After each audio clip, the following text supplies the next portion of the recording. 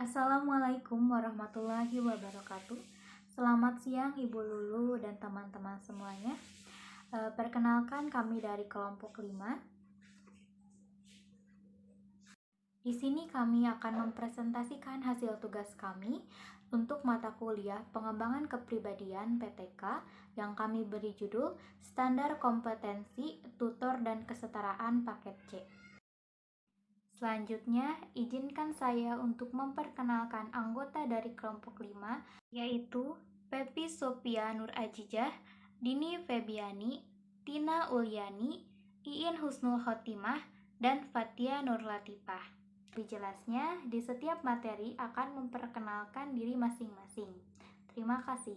Perkenalkan, nama saya Tina Uliani. Di sini saya akan menjelaskan mengenai kompetensi dan pendidikan kesetaraan. Apa sih kompetensi itu? Kompetensi adalah kemampuan kerja setiap individu yang mencakup aspek pengetahuan, keterampilan, dan sikap kerja yang sesuai dengan standarisasi yang diharapkan. Definisi lain menyebutkan bahwa kompetensi merupakan hal yang berkaitan dengan kemampuan dan keterampilan individu untuk mencapai hasil yang diharapkan. Berdasarkan definisi tersebut, ada beberapa hal penting yang berkaitan dengan kompetensi, diantaranya adalah pengetahuan, kemampuan, sikap kerja, pemahaman nilai, serta bakat atau minat. Pada dunia kerja, kompetensi sangat dibutuhkan untuk mengetahui kemampuan yang harus dimiliki dan tipe pekerjaan seperti apa yang tepat bagi seseorang. Lanjut ke pendidikan kesetaraan. Pendidikan kesetaraan merupakan program pendidikan non-formal yang menyelenggarakan pendidikan umum setara dengan SD atau MI, SMP atau MTS, dan SMA atau MA yang mencakup paket A, paket B, dan paket C. Pendidikan kesetaraan ditunjukkan bagi peserta didik yang berasal dari keluarga yang kurang beruntung, siswa putus sekolah atau tidak pernah sekolah, dan usia produktif yang ingin meningkatkan kemampuan serta kecakapan hidup. Perkenalkan, nama saya Dini Febiani. Di sini saya akan menerangkan tentang tugas dan kompetensi tutor. Tugas utama seorang tutor adalah memberikan instruksi dan pengajaran kepada murid di luar sekolah, les maupun kursus, tentang subjek akademik tertentu. Tutor mengajar murid secara individual dan dari kelompok kecil. Tujuan tutor adalah mendampingi murid mempelajari ulang subjek pelajaran yang sudah dipelajari di sekolah, agar murid lebih mengetahui subjek tersebut dan membuat murid proaktif terhadap pelajarannya. Perbedaan guru dan tutor adalah jika guru mengajar di sekolah dan ditentukan berdasarkan kualifikasi tertentu, sedangkan tutor tidak diharuskan memiliki kualifikasi tertentu atas mata pelajaran yang mereka ajarkan. Standar kompetensi tutor pendidikan kesetaraan meliputi 4 kompetensi. Yang pertama, kompetensi pedagogik atau andragogi. Yang kedua, kompetensi kepribadian. Dan yang ketiga, kompetensi sosial. Dan yang keempat, kompetensi profesional. Perkenalkan, saya Fatia Nur Latifah. Di sini saya akan membahas materi tentang kompetensi pedagogik dan andragonik tutor.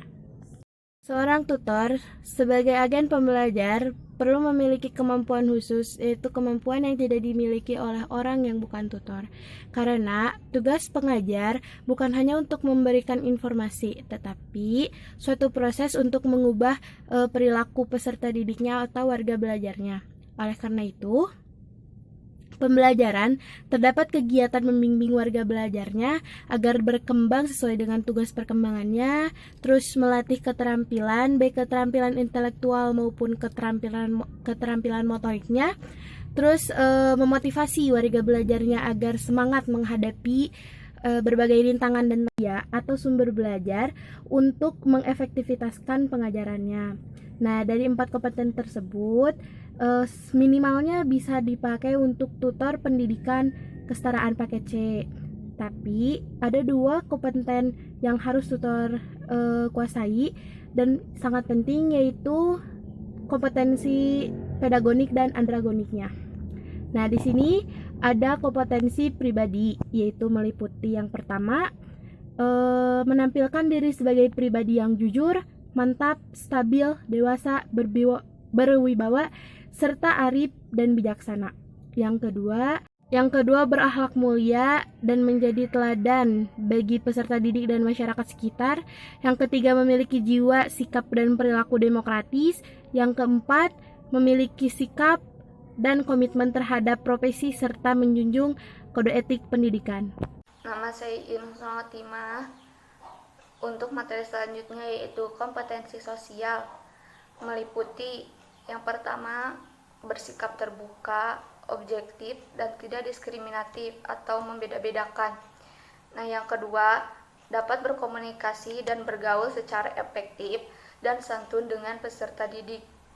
Yang ketiga dapat berkomunikasi dan bergaul secara kolegial atau akrab dan santun dengan sesama tutor dan tenaga kependidikan.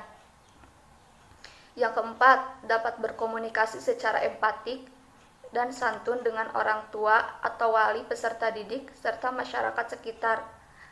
Yang keenam, dapat bekerja sama secara efektif dengan peserta didik, sesama tutor dan tenaga kependidikan dan masyarakat sekitar. Selanjutnya ada kompetensi profesional, yang meliputi yang pertama menguasai substansi atau materi pembelajaran sesuai dengan standar kompetensi lulusan dan standar isi.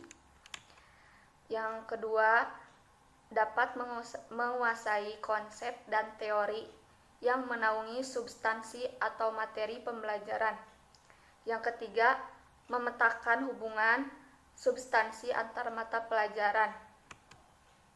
Yang keempat, dapat memetakan hubungan antara substansi atau materi pembelajaran dengan kehidupan sehari-hari. Dan yang terakhir, yang kelima, dapat memanfaatkan teknologi informasi dan komunikasi untuk pengembangan diri dan profesi sesuai dengan BSNP 2008. Perkenalkan, saya Pepi Sophia Nur Azizah dari kelompok 5. Saya akan memaparkan kinerja tutor dalam pembelajaran paket C. Kinerja tutor adalah performa yang ditunjukkan oleh seorang tutor dalam melaksanakan tugas-tugas yang telah dijabarkan, dapat diwujudkan atau dilaksanakan sebagai bentuk tanggung jawab yang menggambarkan pola perilaku dan aktualisasi dari kompetensi yang dimiliki. Dalam kaitannya dengan kinerja tutor pendidikan kesetaraan khusus kelompok belajar paket C, kinerja dapat terrefleksi dalam tugas dan tanggung jawabnya dalam pembelajaran yang meliputi aspek 1. Perencanaan pembelajaran, 2. Pengorganisasian pembelajaran, 3. Pelaksanaan atau proses pembelajaran, 4. Melaksanakan evaluasi pembelajaran. Keempat aspek tersebut dijabarkan ke dalam indikator-indikator sebagai berikut.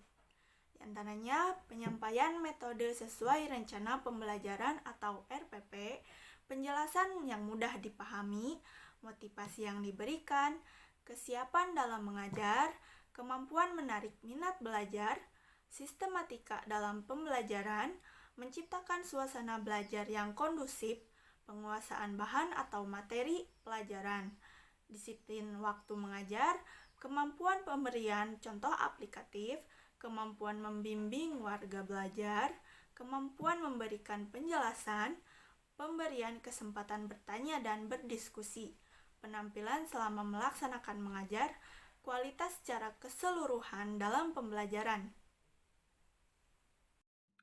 Sekian presentasi dari kelompok kami. Selanjutnya, bagi teman-teman yang memiliki pertanyaan dari materi yang telah kami sampaikan, dipersilahkan.